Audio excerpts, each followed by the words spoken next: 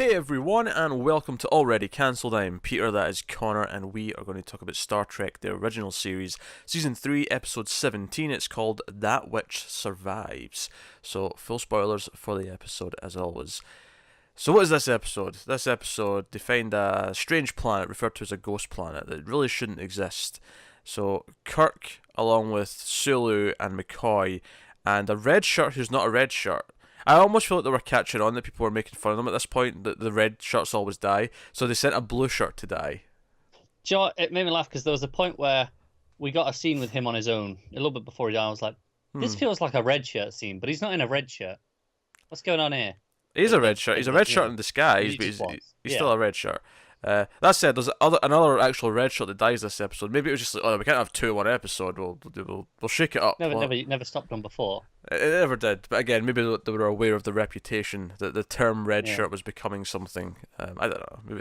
I don't know if they were aware of it. But so they go there to check it out, and some mysterious force sends the Enterprise with Spock in charge. Almost was it 999,000 or was it million? No, I think it was supposed to be just 1,000 light years, right? And it was like 990.7 or something like that. Yeah, 999.7. He was very accurate. He was given. I noticed this. There was a couple of like the woman who was like doing Sulu's job on the bridge, but never seen before. But she had lots of little moments in this one where every time like Spock would like, I appreciate if you were more accurate. Officer, and he kept chastising her. I was like, wait, is she going to be like a recurring thing? I also thought it was funny that at one point Kirk references Chekhov, who's not in this episode, and that stuck out to me because I feel like they never do that. When someone's not in the episode, it's like they don't exist. Do you know what I feel the reason for this one in particular is?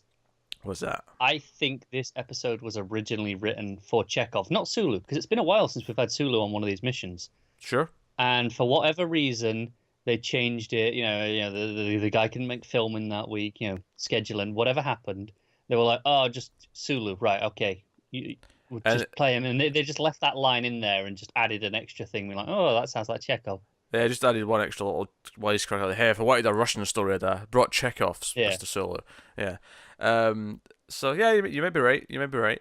But so Spock and Scotty are on the Enterprise trying to fix the weird Enterprise issues, which are sort of barreling them out of control and might make them explode, as well as try to get back to the planet so they can help Kirk and Co. Because Kirk and Co are stranded on the planet with no supplies, no food or water. They're uncovering some mysteries, and ultimately, of course, there's a mysterious woman who is kind of ghost-like in that she kind of just appears and then touches someone and they die, and then she disappears with a kind of a ridiculous effect. It's like they turn her into a 2D cutout. Yes. And then turn it sideways. Yes, but my favourite part of it though is that when it turns it sideways, the thin kind of like, the thickness. Let's say it turns her into like an inch thick cardboard, right? Yeah. The inch thick width at the side then has like a line that kind of like, detracts inwards until it disappears. Yeah.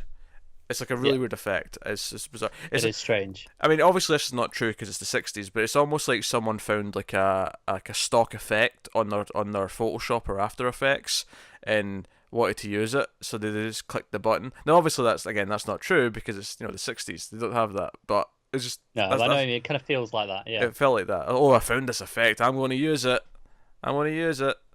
So.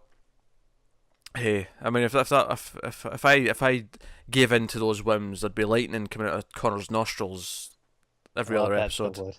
Yeah, I'd be having fun with that. How could I make him even more ginger? I'll put up the reds. I don't think you need help with that, to be honest. So I'll ask the question, Connor, did you enjoy That Which Survives? I enjoyed parts of it. I enjoyed. The survival on the planet stuff. I enjoyed Spock and Scotty. Mm-hmm. I really didn't like anything with the woman.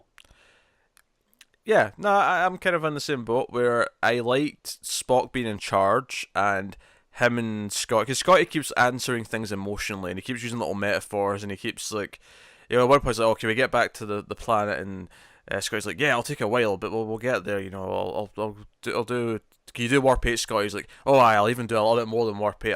I'll sit on top of the engines and nurture them myself. And Spock takes that literally and says, Mr. Scott, that's a very uncivilized and unprivileged way to present yourself, and won't accomplish much of anything. And Scott, he's just so them trying to like communicate with each other was good fun. For the most part, I like seeing Spock and Church. That was probably my favorite stuff in the episode. And then the stuff with Kirk and Co on the planet was all right. It felt a little bit repetitive to me because I felt like they wanted us to believe they were wandering around for miles, but ultimately they kept just circling the same rock.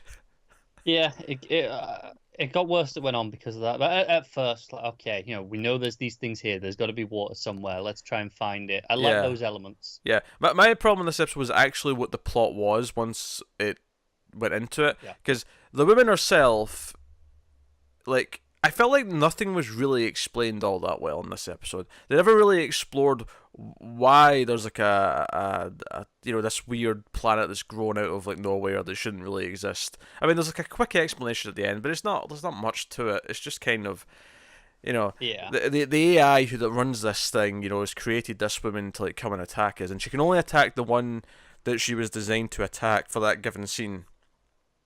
So they establish that she shows up, she touches you, and you die. But she has to be planning to kill that specific person. Because later on, she comes to kill Sulu, and I'm like, well, Sulu's not going to die, he's not a red shirt.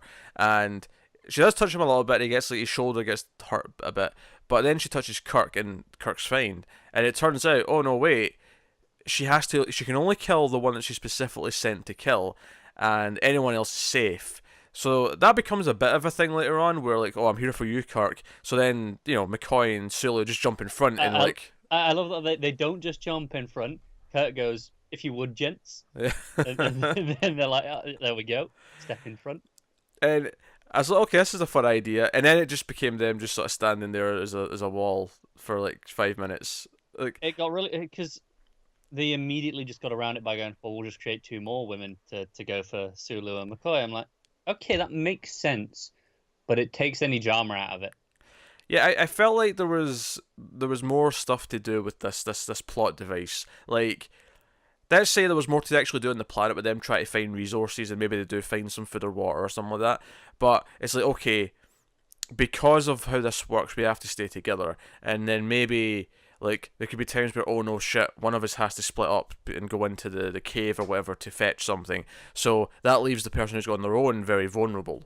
Whereas the other two will be kind of fine because if it's if she's there for one of them, the other one can play the interference. Yeah, I agree, and I think it lost it a bit as well towards the end where it just created more of her for each one. I think if it was just one thing and it had to like switch between them almost, that would have been more fun. Yeah, it could have played with the rules. It could have like set like an established thing and then worked around it, as opposed to just kind of, okay, well, all right, sure. But it just by the time we got to the end and they're in the sort of, because eventually the rock opens up and there's like a hidden base and stuff. When it got to the end, I was just kind of like, oh, that's the ending. Okay, we're done. Yeah, I just didn't really care. Yeah. That's the thing though. I felt like the script didn't even care. The script just kind of like, oh, let's just quickly wrap this up. I feel like there's more interesting stuff to do with a planet that's artificial, right? There's more interesting stuff to do with this idea, and it's just kind of like, it's just a backstory, and they get like a message from the original woman that all these like copies were based on, and she's like, oh, if you're you're listening to this years later, I am dead, everyone's dead, and the AI was designed to try and protect the place, and I don't know, I felt like it was going through the motions a lot of the time, even though I really enjoyed how the different characters were handling different things. Like Spock and Scotty, specifically on the Enterprise as a pair, and them trying to work together and solve things. I think one of my favourite moments for them is Scotty's like, hey, we've got about 15 minutes till we blow up. Mm-hmm. And Spock's like, 14.87. And Scotty's like, I mean, fine, take a few seconds either way, but it doesn't really matter. We're not going to be here to have this banter.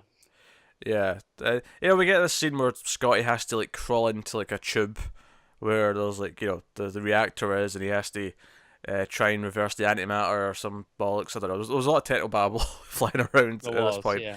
And it's one of these sort of like, it's counting down. We're all going to die, and he has to try and reverse things before the ship explodes. because at this point the ship just keeps going faster and faster. It's at like warp 11 something, and it's like, okay, the ship's just going to blow up because it's not designed to travel this. Nothing's designed to travel this fast. This is absurd speeds. And and there's a little bit here where like the officer who's doing Sulu's job kind of implies that she wants to pull Scotty out as soon as there's a sign of trouble, and Spock's like, no, only on my order. Spock's going to push it further if he has to. But they never really do anything with it. There's never like a tense moment where it looks like she might do it on her own. Like, I thought they were going to play with it. They're going to there's going to be a tense moment where she's going to maybe go against his order because she cares more about keeping him alive than she does completing the task. But no. It's a very, how do I put it? It's a very lukewarm episode, and not just in terms of quality overall, but just in terms of the way it treats its ideas. It's like, oh, here's an idea. It's just kind of there. It's not offensively bad. This one, it's just like it feels. Just I don't understand why it exists. I feel like even some of the bad ones, I understand they fail really badly.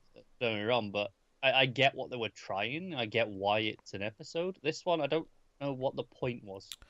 I mean, if the goal was to have like Spock as captain for the episode and like having Scotty have to deal with the situation, because it felt like there was more screen time with them than there was Kirk and the rest of them. Honestly, it felt like it was more focused on them, which was nice. It was a nice change, but it doesn't really.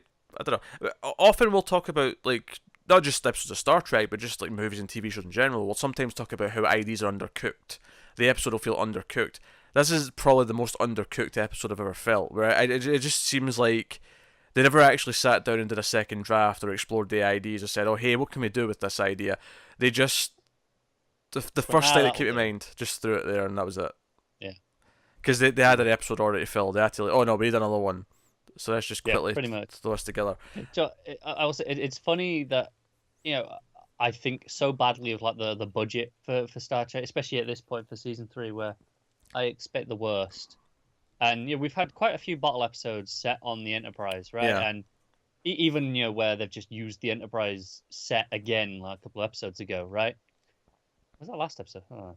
On the other planet. It was last episode. Yeah. And so there was the point where they were going in the transporter, and they started going, and the woman showed up. And I thought, okay, this is it. They're not actually leaving to this planet. They're stuck on the Enterprise again. I thought that's where it was going for a second. But, I mean, at least they went somewhere. Yeah, it wasn't very interesting. I mean, I don't mind it all been set in the Enterprise. Like, if the writing's good, whatever. Like, give me a bottle episode, it's fine. I just thought, I feel like we've had a lot of them this season like that. Yeah. Or at least in this middle chunk of the season. But yeah, so it's kind of it's not a terrible episode. It's just it just kind of feels like it never really does anything with any of its ideas. It's a little bit of survival on both camps, and maybe that's one of the other things that lets it down a little bit is that it's survival. It's it's like we need food and water in one place, and then the other place is we need to solve the technical disaster, or we're going to blow up. So they're both survival stories. It's just one's a ticking time bomb and one's more of a man versus nature kind of thing. But it never really feels like it goes into the man versus nature. I mean, Kirk keeps saying they're going to find food and water, but there's never like any signs of them actually becoming weaker or anything like that. They never even seem very thirsty. No, they don't. There's a point where Kirk's like, right, okay, we're going to go sleep now. Tomorrow we need to find water or we're screwed. I'm like, okay, so you're going a day now without water. Should you not be a bit thirsty? I mean, maybe half a day. You've been there for 6 hours. Also worth mentioning, they're woken up halfway through the sleep, and it's on Sulu's watch because Sulu's got first watch. It's not even a full sleep. It's Sulu was on watch first. He gets attacked by the lady, and he wakes them up, and then they're just up from then. So they're not even there that long when you really stop and think about it. It's a fair point. It never actually gets to a point where it's like, oh no, they're actually in danger of dying of hunger or... No, I think there was one point where when Spock realized, the stars have changed, we're here. To get back, it's going to be like 11 and a half hours. So it's going to be there about 12, 14 hours. Did they specify how long it would take to get back? Yeah, they did. Did they? Okay, I don't remember that. Yeah, he definitely said, because it was one of those corrections where the woman was like, "Oh, it'll take about 12 hours," and Spock's like 11 and a Okay. half. Well, that sounds about right. That's why I remember, because it was one of those. And if anything, it was quicker than that because the ship started going to ridiculous speeds. Oh, that's true. It did go quicker than he'd ever Yeah, planned for. 4 warp speeds more, in fact, at one point. So you know, to chop a few hours off of that time probably. No, but that's true. but hey, but yeah, that's that what survives. It's not a terrible episode, but it just kind of feels oddly because I think a lot of the ones recently, as much as they've not been the greatest, the things we've liked about them have been like, okay, there's some good ideas here. We can see what they're doing with them, even if they're not to their fullest potential. This one's a little bit more just straight up mailed because everything about it feels mailed. Probably one of the most forgettable episodes of the season. Yes. Which is not to be mistaken for one of the worst episodes of the season.